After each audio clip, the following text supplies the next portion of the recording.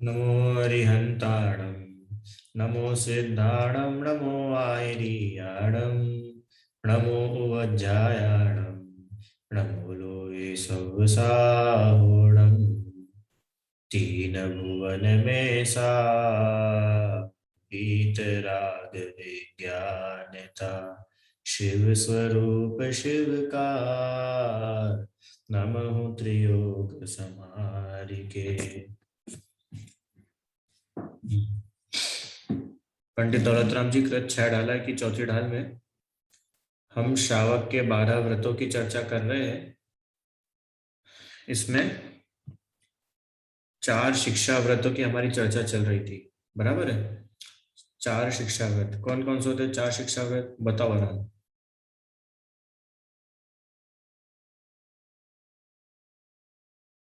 किस किस को मालूम है भाई 4 शिक्षा व्रत के नाम?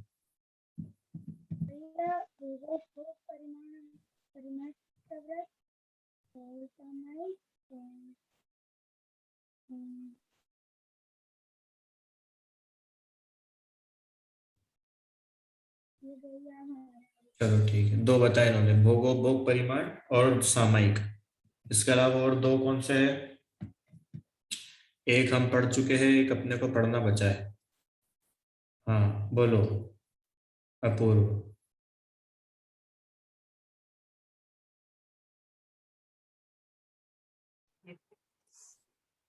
सामायिक, प्रोषणोपवास, अतिथि संविभाग, भोगोपभोग परिमाण व्रत। बहुत बढ़िया। सामायिक, प्रोषदोपवास, भोगोपभोग परिमाण व्रत और अतिथि समविभाग व्रत। Very good. ये 4 प्रकार के शिक्षा व्रत है। शिक्षा व्रत क्यों कहा इनको? क्योंकि इन व्रतों के पालन करने से हमें मुनि व्रत पालने की शिक्षा मिलती है ना, इसलिए इन्हें शिक्षा व्रत कहा है। तो इनमें से हमने सामायिक, प्रोषदोपवास, ये 2 हमने पढ़ लिए थे, और भोगोपभोग परिमाण भी हम लगभग पढ़ चुके थे। तो अपन शुरू करते भोगोपभोग से वापस। भोगोपभोग परिमाण के लिए क्या लिखा कि भोग और उपभोग नियम कर ये ममत्व निवारे, कि भोग और उपभोग इनका नियम करके कि मैं इतना ही भोग करूंगा, इतना ही उपभोग करूंगा, इनका नियम करके क्या करते हैं? ममत्व का त्याग करते हैं। उनमें जो राग बुद्धि है उस राग का त्याग करना, उस राग को दूर करने का नाम भोगोपभोग परिमाण है। अब अगला प्रश्न आता है कि भोग क्या है और उपभोग क्या है? बोलिए, कि कौन बताएगा?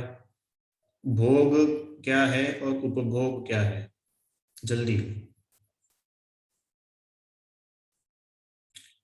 हाँ बताइए रीता आंटी, भोग और उपभोग क्या है? भोग जो जिसको अपन एक बार भोगते हैं, और हाँ उपभोग जो बार बार जिसका अपन भोग करते हैं। बहुत बढ़िया। जिसको एक बार भोगा जाए वो कहलाता है भोग, और जिसको बार बार भोगा जाए वो कहलाता है उपभोग। जैसे भोजन, भोजन हम एक ही बार भोगते हैं, फिर नया भोजन, फिर नया भोजन, है ना। तो बार बार नया नया भोजन हम का भोग करते, तो वो हुआ भोग। और उपभोग मतलब जैसे तखत, कपड़े, मोबाइल, लैपटॉप, इसको क्या है, हम एक ही को बार बार भोगते हैं, तो वो कहलाता है उपभोग। ठीक है। तो ऐसे जो भोग और उपभोग है, इनका नियम करना। तो वापस से नई चीज आ गई, नियम और यम, ये 2 चीज अपन ने और पढ़ी थी। ये यम क्या होता है और नियम क्या होता है? बस ये और बता दो, फिर अपन पढ़ाई करेंगे। बोलिए, नियम और नियम में क्या डिफरेंस है? हम्म बोलो नवदा। यम मतलब जो पूरे लाइफ टाइम के लिए रहे वो, और नियम किसी पीरियड के लिए होता है। अच्छी बात है, बढ़िया। पूरे लाइफ टाइम के लिए किसी वस्तु का त्याग कर देना, या पूरे लाइफ टाइम के लिए किसी को छोड़ देना, या किसी को ग्रहण करना, वो कहलाता है यम। और नियम मतलब किसी टाइम पीरियड के लिए किसी वस्तु का ग्रहण करना या उसको छोड़ना, वो कहलाता है नियम। दोनों चीजें हो सकती है, अकेला छोड़ना ही नहीं होता है, ग्रहण पूर्वक त्याग होता है। हम्म ग्रहण भी होता है, त्याग भी होता है, ऐसा। तो ये नियम और यम, तो ये नियम और यम क्यों लिए जाते हैं, क्या कारण है? कि ममत्व घटाने के लिए, जो मैं पना है, मैं बुद्धि है कि ये मेरा है, मैं भोगता हूँ, मैं इनको भोग करके सुखी होता हूँ, इनसे मुझे सुख मिलता है, हाँ, इसका मैं भोग करूंगा या इसका मैं उपभोग करूंगा तो मुझे बहुत मजा आएगा। तो ये जो बुद्धि है, ये जो हमारी ममत्व की या भोक्तृत्व की, या सरल भाषा में कहे जो हमारी ये राग की बुद्धि है, राग है, उस राग को तोड़ने के लिए, वो राग हमारा कम हो, वो राग हमारा घटे, इसके लिए भोग और उपभोग का क्या किया जाता है, यम या नियम लिया जाता है, उसको परिमाण किया जाता है। समझ में आ रहा है क्या सभी को? इतना अपन सब पढ़ चुके हैं, है ना? क्यों लेते भैया नियम? वापिस से नियम क्यों लेते? फेमस होने के लिए, सब हमारी तारीफ करे इसके लिए,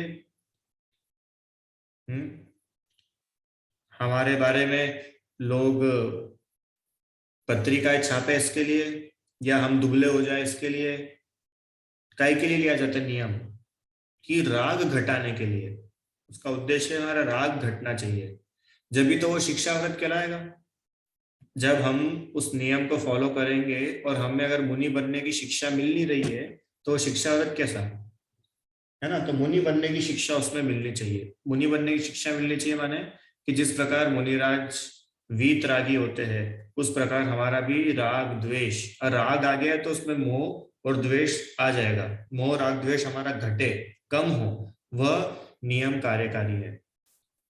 ठीक है, चलो अब अपन थोड़ा सा इसमें देखते हैं कि किस प्रकार से यम और नियम लिए जाते हैं। तो यम के बारे में तो हम पढ़ चुके थे, यम मतलब आजीवन जिसका नियम लिया जाता है, ऐसे मध्य मास मधु, कंद मूल, जमी कंद आदि, रात्रि भोजन, अनचना जल, 5 प्रकार के अभक्ष, मक्खन, बाजार का भोजन, नीची संगति, मर्यादा के बाहर के भक्ष्य पदार्थ, इन सब का आजीवन नियम लिया जाता है। क्यों?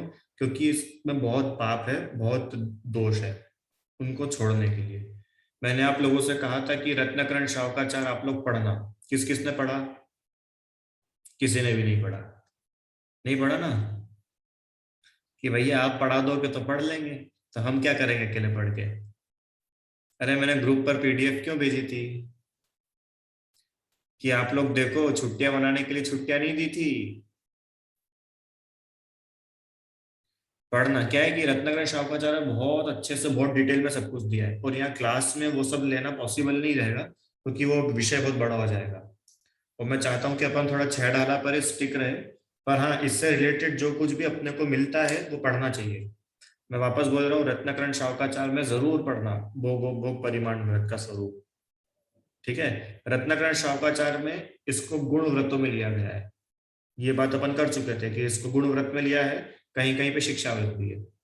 तो भैया भी आप लोग पढ़ना, ये होमवर्क है आपका, है ना? चलो अब नियम, नियम मतलब जो थोड़े समय के लिए लिया जाता है। वैसे क्या क्या चीजों का नियम हम ले सकते हैं, तो इसमें कुछ उदाहरण दिए हैं। क्या क्या उदाहरण है देखो, भोजन, भोजन का अपन उपभोग करते हैं ना, सॉरी भोजन का हम भोग करते हैं, तो हम भोजन का जो भोग करेंगे वो कितनी बार करेंगे? हाँ, कि जैसे मान लो एक दिन में मैं मात्र 2 समय भोजन करूंगा, जैसे आज अष्टमी है तो अष्टमी के दिन में दो टाइम ही भोजन करूंगा, या मैं कितना भोजन करूंगा, कितने अनाज खाऊंगा। होता है ना ऐसा कि मैं सिर्फ 2 अनाज ही लूंगा, या मैं सिर्फ 3 अनाज ही खाऊंगा, या आज हम सिर्फ 2 ही हरी लेंगे, 2 ही हरी चीज खाएंगे, हरी वस्तु का भोजन करेंगे, 3 का करेंगे, 10 का करेंगे, पर उसका लिमिट करना, उसका नियम बना लेना। ठीक है, रस का त्याग करना कि जो 6 रस होते हैं उन 6 रस में से मैं आज 1 रस का त्याग करता हूँ, 2 रस का त्याग करता हूँ, 6 रसों का त्याग करता हूँ, इस प्रकार त्याग पूर्वक भोजन करना। अब ये वापस से ये क्यों है? क्यों है? हमारा राग कम हो उसके लिए है। ठीक है, नहीं तो पता चला कि हमने त्याग करा है, काय का त्याग करा? कि हमने त्याग करा है आज नमक का, नमक का हमने त्याग करा कि भैया आज हम नमक नहीं खाएंगे, नमक का त्याग। तो क्या होना चाहिए कायदे से सार्थक? कि अपन तो कोई ऐसी डिश बनवाएंगे मम्मी से जिसमें नमक यूज ही नहीं होता है कि नहीं? अपन पूड़ी बनवा लेंगे, फिर अपन खीर बनवा लेंगे, है ना? अपन सलाद खा लेंगे खूब सारा, तो अपने को नमक की जरूरत ही नहीं महसूस होगी। तो जब नमक की जरूरत महसूस ही नहीं होगी तो पता कैसे चलेगा कि वो नमक का जो हमको राग था वो कम हुआ कि नहीं हुआ? समझ में आया क्या? ऐसे ही हमने नियम लिया, क्या नियम लिया कि हम दिन में सिर्फ 2 बार ही भोजन करेंगे, पर वो 2 बार हमने भोजन 4 बार जितना एक कर लिया, एक साथ इतना सारा भोजन खा लिया, तब उसका मतलब क्या निकला? हाँ, वो जो भोजन में हमको आसक्ति थी, वो भोजन में जो हमको राग था, हमको तो वो राग कम करना था ना, कि अपने को सर्टिफिकेट लेना था कि हम 2 बार ही खाना खाते हैं। अपना मेन पर्पस क्या था? राग कम करना। वो राग कम होना चाहिए, भले आप दिन में 2 बार भोजन करो, 1 बार करो, उपवास करो या 5 बार करो, पर हमारा राग कम होना चाहिए।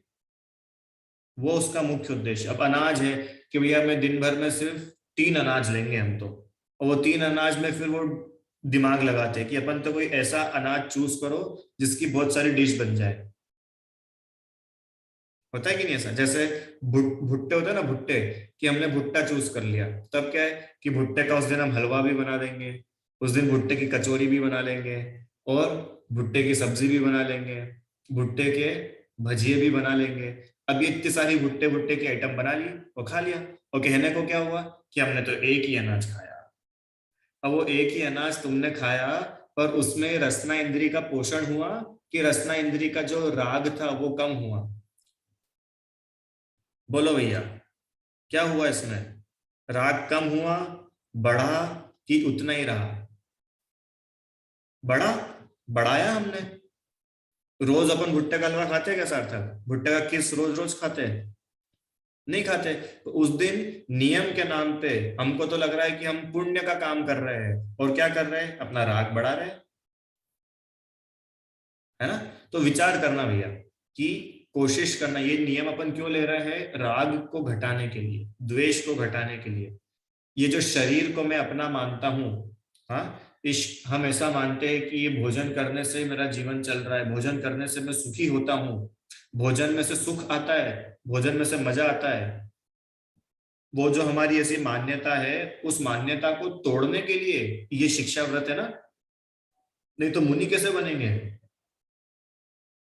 ठीक है, तो इस प्रकार से शिक्षा व्रत। आगे जल, ऐसा जल का भी ले सकते हैं कि हम दिन भर में इतनी बार पानी पिएंगे। सौफ आदि का, वाहन का, कि आज मैं या 10 लक्षण, तो 10 लक्षण में मैं वाहन का यूज नहीं करूंगा, पैदल चलूंगा, या मुझे अगर वाहन का यूज करना भी रहा तो सिर्फ 2 व्हीलर का यूज करूंगा, है ना? तो इसमें क्या होगा कि वो 4 व्हीलर में होने वाली हिंसा से अपन बच गए, वो ट्रेन चलने वाली हिंसा में अपन बच गए, एरोप्लेन उड़ने वाली हिंसा से अपन बच गए। बचे कि नहीं बचे? क्यों? क्योंकि हमारा नियम है ना? ऐसे ही बिस्तर का, वस्त्र का, स्नान करने का, कि आज मैं इतनी बार स्नान करूंगा या नहीं करूंगा, श्रृंगार करने का, आभूषण का, काम सेवन, नृत्य गीत सुनने देखने का, इसका भी नियम लिया जाता है। आपको आश्चर्य होगा, देखो मैं आपको रत्नकरण में से पढ़ के सुनाता हूँ। देखो वही का वही सब लिखा सामने है ना, पढ़ता हूँ। भोगोपभोग परिमाण में नित्य ही इस प्रकार के नियम करना चाहिए। क्या नियम करना चाहिए? कि आज के दिन एक ही बार भोजन करूंगा, 2 बार 3 बार करूंगा, है ना? ऐसा परिणाम परिमाण करना। या अथवा मैं आज के दिन इतनी जाति का अन्न तथा इतने रस, इतने प्रकार का ही व्यंजन खाऊंगा, अधिक प्रकार के नहीं खाऊंगा, ऐसा भोजन का नियम करना चाहिए। ठीक है, जैसे मान लो हम भोजन करने के लिए बैठे, तो हमने नियम लिया। क्या नियम लिया? कि हम भोजन में 5 चीजों से ज्यादा, 5 आइटम से ज्यादा नहीं खाएंगे। अब वो 5 में रोटी, सब्जी, दाल, चावल और कुछ एक चीज और हो गई, तो ये 5 चीजें हो गई। ठीक है, कोई मिठाई होगी मान लो, तो बस वो 5 हो गई। अब उसके बाद में छठी चीज अगर कोई आ जाए, कौन सी छठी चीज? कि मान लो हमने 5 चीजों का नियम लिया था, रोटी, चावल, सब्जी, दाल और काजू कतली, ये 5 का हमने सोचा था कि हम ये 5 चीजें खाएंगे, और कहीं रस मलाई आ गई तो फिर क्या करेंगे? छठी चीज आ गई ना, रस मलाई। अब कि अब हम हमारी परीक्षा करेंगे कि हमारा राग वास्तव में घटा कि नहीं घटा, क्योंकि वो 5 चीज हम डिसाइड कर चुके थे। अब ऐसा नहीं है कि चलो काजू कतली हटा दो, रसमलाई को लिया अंदर, नहीं। यही तो परीक्षा है, नहीं तो वो नियम लिया क्यों है अपन ने? लोगों के बीच में फेमस होने के लिए या लोग हमारी खूब तारीफ करें इसके लिए तो नियम लिया नहीं है ना? कि अरे वाह ये बहुत धर्मात्मा है। क्यों धर्मात्मा है? अरे ये जब भोजन करने बैठते हैं तो सिर्फ 4 चीजें खाते हैं, 4 चीजों से ज्यादा नहीं खाते। तो 4 चीजों में खाने में धर्म थोड़ी ना होता है। ये अपन पहले समझ चुके हैं बहुत अच्छे से, दूसरी ढाल में भी बहुत पढ़ा है और अभी भी पढ़ा है। 4 चीज खाने में धर्म नहीं है, 1 चीज खाने में धर्म नहीं है, और 100 चीजें खाने में भी धर्म नहीं है। खाने में ही धर्म नहीं है तो तुम 1 2 3 4 की बात क्या कर रहे हो? क्यों? खाना खाने में धर्म होता है क्या? सार्थक, कुछ खाने में धर्म होता है क्या? या कुछ नहीं खाने में धर्म होता है क्या? कि अगर कुछ नहीं खाने में धर्म होता तो जो भिखारी है, जो गरीब है, वो तो बेचारा कुछ खाता ही नहीं है, तो बहुत बड़ा धर्मात्मा हो जाएगा। समझ में आया ना?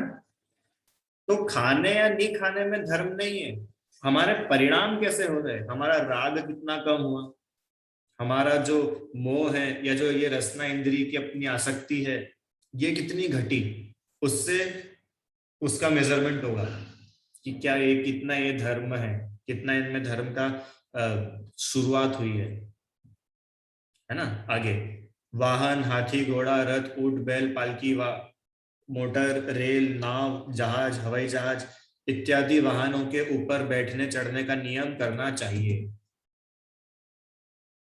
पलंग, खाट, बिस्तर इत्यादि में शयन करने का नियम करना चाहिए। मैं आज पलंग आदि पर ही शयन करूंगा या भूमि पर ही शयन करूंगा, इस प्रकार का नियम करना चाहिए। क्यों करना चाहिए नियम? वापस से, जमीन में सोने में कोई धर्म नहीं होता है और बिस्तर में सोने से कोई अधर्म नहीं होता है, पर हमने हमारी स्पर्शन इंद्रिय को कितना जीता है। या स्पर्शन इंद्रिय ना, स्पर्शन इंद्रिय अपन ने 8 पढ़े थे, हल्का भारी, रूखा चिकना, ठंडा गरम और आखिरी में कड़ा नरम।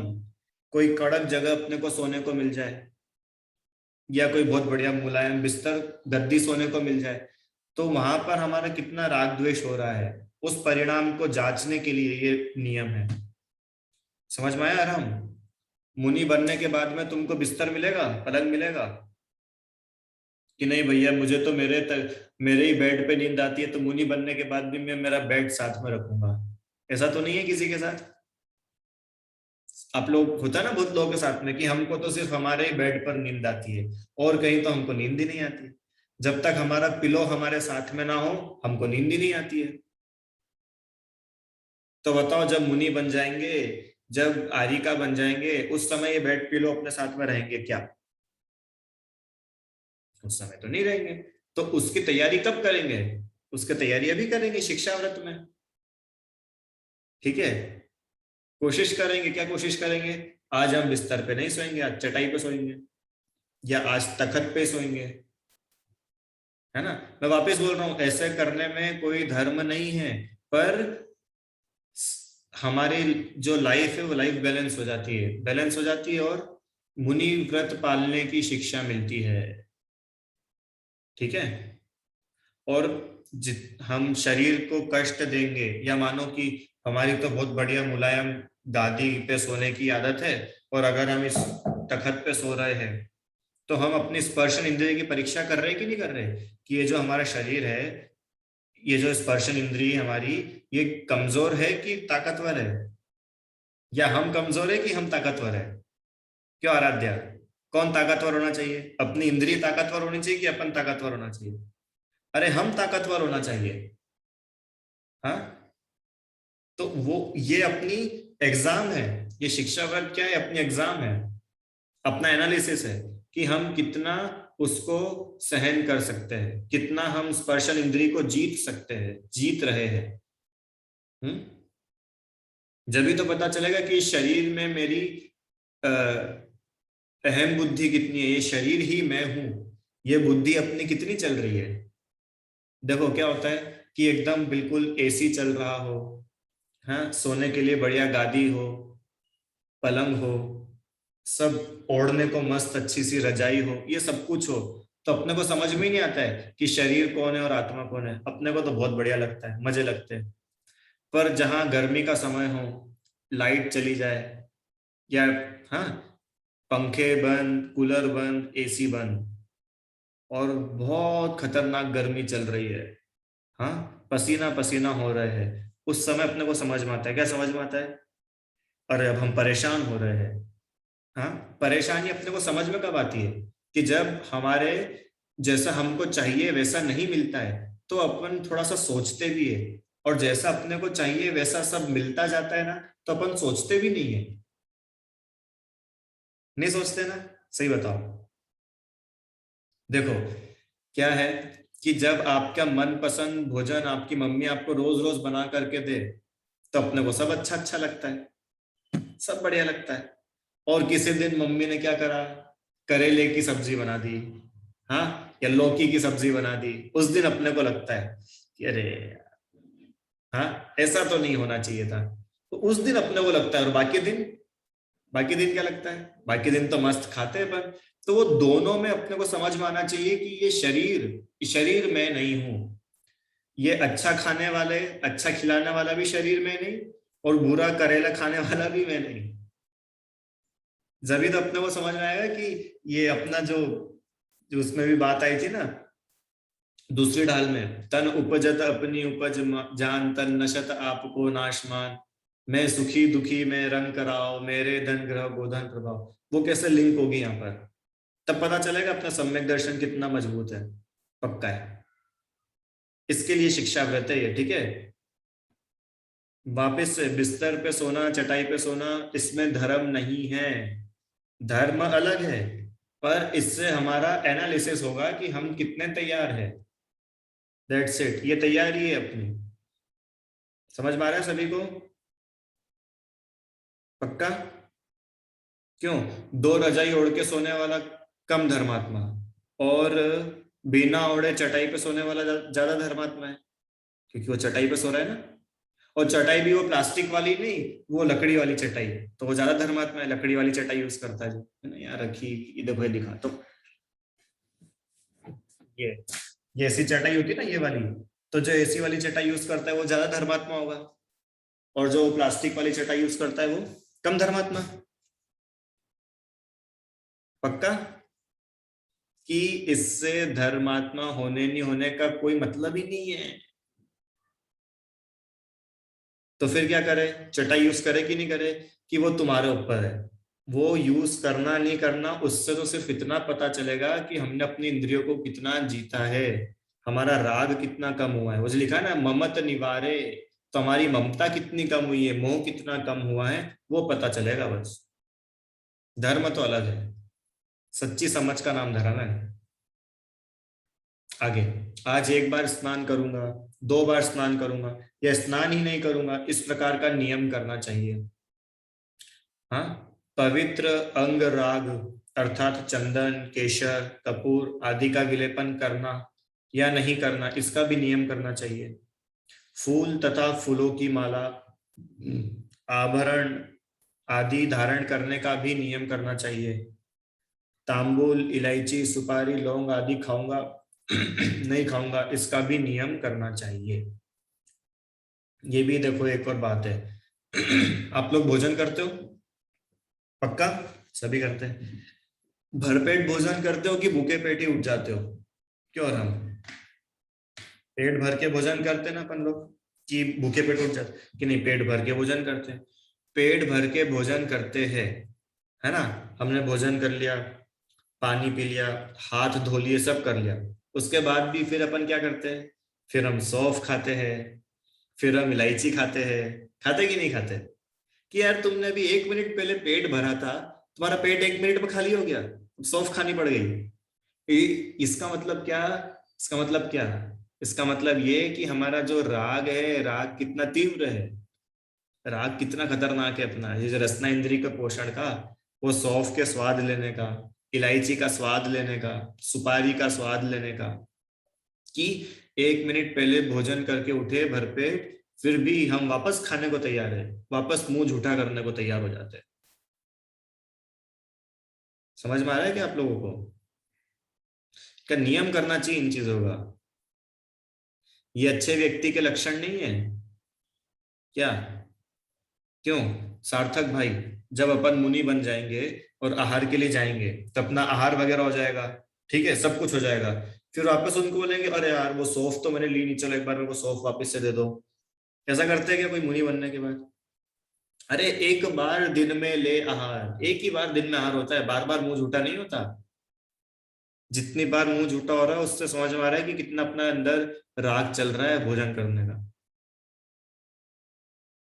होता है ना अपने साथ, सुबह उठते से चाय, फिर उसके बाद दूध, फिर दूध के साथ बिस्किट भी हो जाते, फिर पोहे भी हो जाते, और इंदौर में तो पोहे के साथ जलेबी तो जरूरी है, ठीक है, ये सब तो नाश्ता ही है।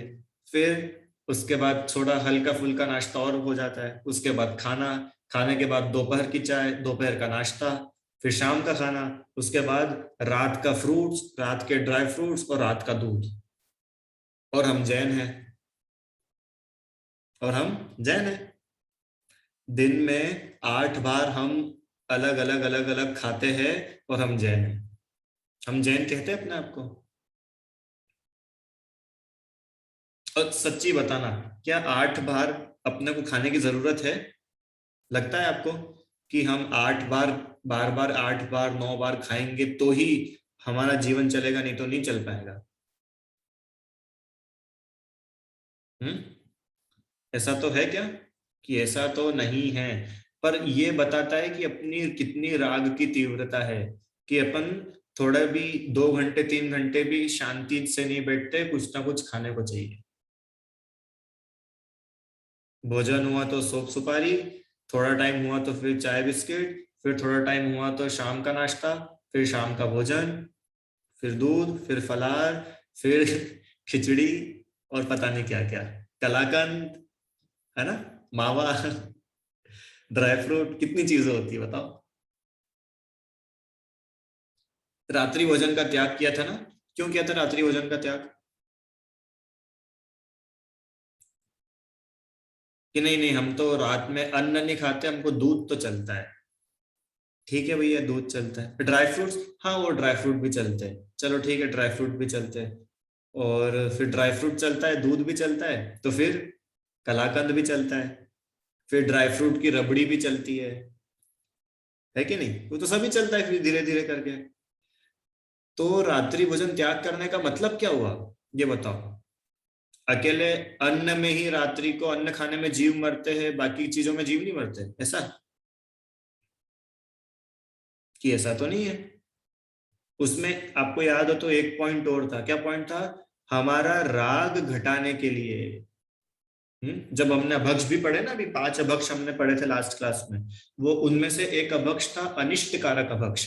अनिष्ट कारक अभक्ष मतलब कि मुझे बुखार आ रही है और मैं हलवा खा रहा हूं, तो ये मेरे लिए अनिष्ट है, ये और मेरी तबीयत बिगाड़ेगा।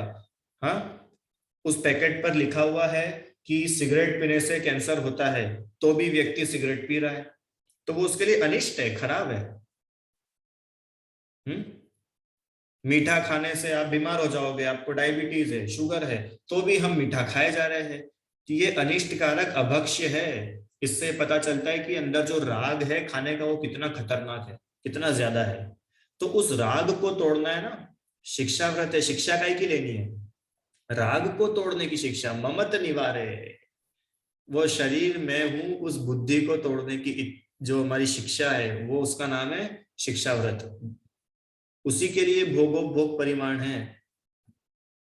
ठीक है, चलो आगे फटाफट करते हैं ना। समझना भैया, सभी बहुत सारी चीजें इसमें भोग परिमाण पे कम से कम 6-7 पेजेस लिखे इसमें रत्नकरण शौकाचार्य में, बहुत अच्छे लिखे।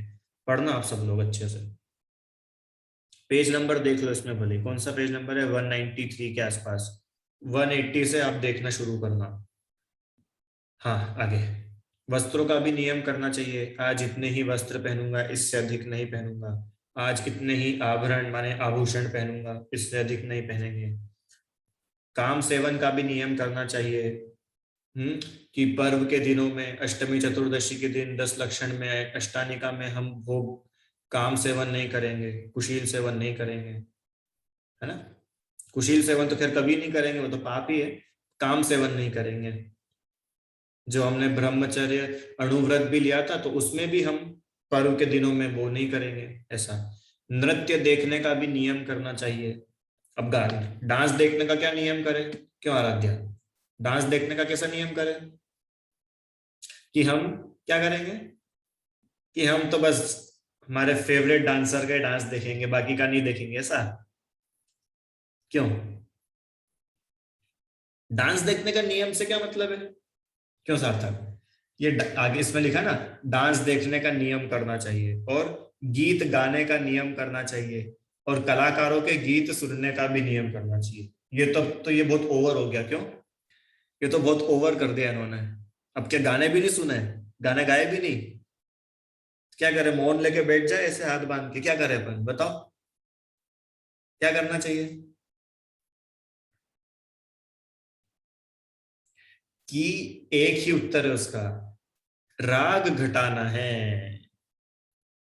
हाँ, राग घटाना है। और अगर आपको ऐसा लगे ना कि इस चीज में मेरा राग घट रहा है कि कम हो रहा है, या इसका मुझे नियम लेना चाहिए कि नहीं, तो सिर्फ एक बढ़िया सी बात बताता हूं आपको, सुनना।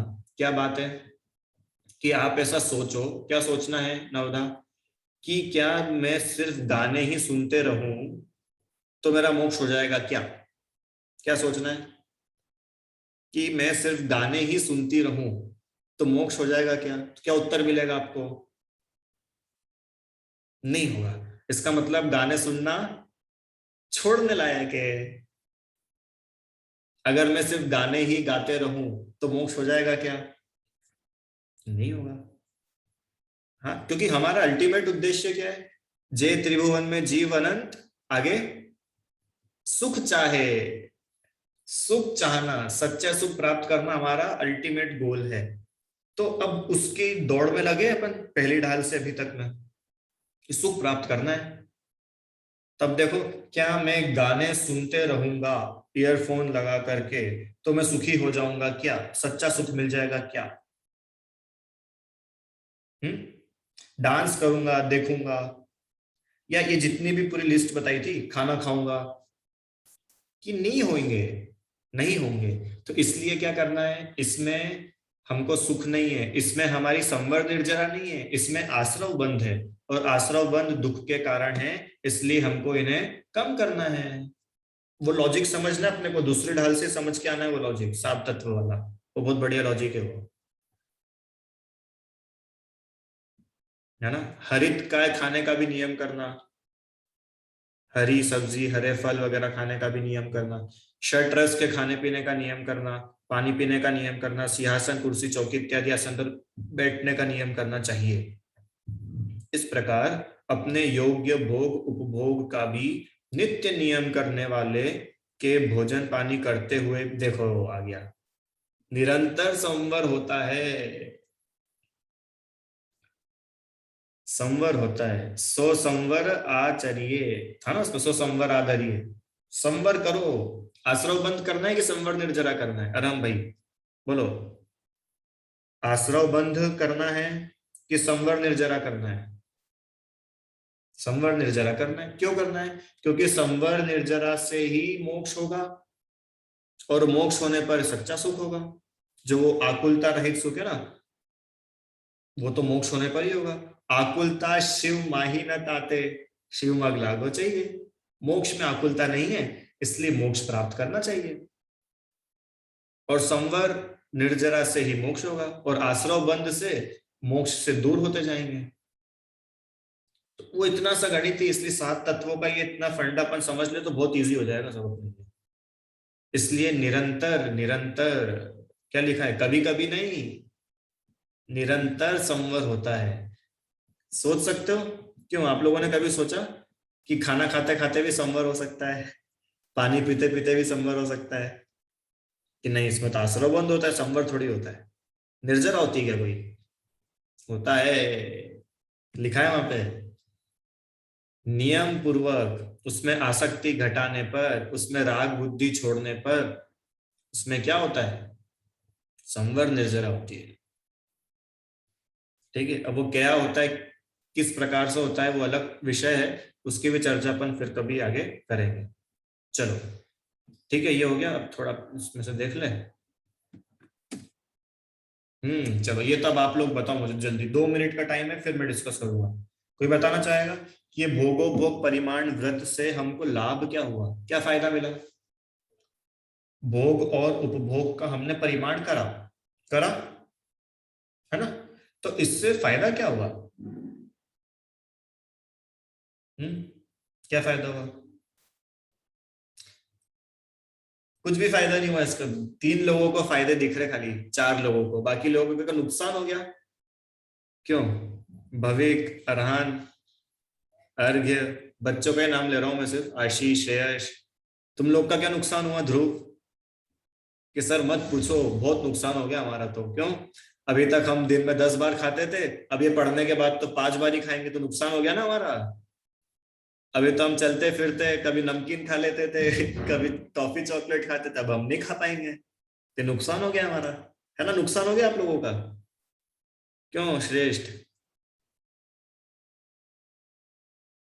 फायदा सिर्फ 4 लोगों को हुआ है भैया 26-27 लोगों में से सिर्फ 4 ही लोगों को फायदा हुआ है, बाकी लोगों का क्या नुकसान हुआ? चलो फायदे वाले लोग रुको, नुकसान वाले बताओ मुझे, तो तुम लोग को नुकसान क्या हुआ है? अब जिसके हाथ खड़े नहीं उससे पूछता हूं मैं, बोलो कौन बोलेगा? ध्रुव? हाँ, अब वीडियो बंद है, क्या पता आप मेरी बात सुन भी रहे कि नहीं सुन रहे क्लास चालू करके चले गए घूमने फिरने। बोलो अरहान, क्या हुआ? नुकसान की फायदा? फायदा फायदा हुआ। क्या फायदा हुआ? कि अपन का राग कम होगा। बहुत बढ़िया है, देखो कितना अच्छा पॉइंट बताया उसने, कि ये फायदा हुआ बहुत बड़ा, कि भोगोपभोग परिमाण व्रत के पालन करने से हमारा राग बढ़ेगा कि कम होगा? कम होगा। तो ये नुकसान है कि फायदा है? लाभ है। गुड, श्रेष्ठ बोलो। यदि जैसे कि सहन करने की शक्ति ज्यादा, क्या होगा? सहन करने की शक्ति ज्यादा होगी। अच्छी बात है, ये भी अच्छा पॉइंट बताया, सहन शक्ति बढ़ेगी। क्योंकि शिक्षा व्रत है ना। अब मान हमने अभी से प्रैक्टिस कर रखी है बिना नमक का भोजन करने की, या सिर्फ 2 अनाज खाने की, या एक ही बार भोजन करने की, अभी प्रैक्टिस कर रखी है। और जब मुनि बन जाएंगे तो उस समय के लिए हमारे पास में सहन शक्ति रहेगी, ये भी एक फायदा है। अच्छी बात है, बोलो नवदा। इससे हमें ये फायदा हुआ कि मतलब जितना हमारा राग कम होगा उतना हम मोक्ष की तरफ आगे बढ़ेंगे। तो ये राग कम करने में बहुत मतलब हमें भोग और उपभोग दोनों का परिमाण करना चाहिए। हाँ, जितना जितना राग कम होगा उतना हम मोक्ष की तरफ आगे बढ़ते जाएंगे, इसके लिए भोगोपभोग परिमाण जरूरी है। चलो लास्ट, आ जाओ भैया बोलो। भैया मुनिराज बनने की प्रैक्टिस होगी। हाँ, मुनिराज बनने की प्रैक्टिस होगी, पाप आश्रव रुकेगा, इंद्रिय और मन वश में होंगे, हमारा राग कम होगा, व्यवहार शुद्ध होगा, आचरण शुद्ध होगा, और परमार्थ हमारा उज्जवल होगा। इस प्रकार से ये भोगोपभोग परिमाण व्रत के हमने लाभ जाने। कल जो है हम अंतिम अतिथि समविभाग व्रत की चर्चा प्रारंभ करेंगे। जिनवाणी स्तुति। निज निधि निज में बताई अनंत उपकार है, इसके लिए जिन वाणी मां को वंदना शत बार है।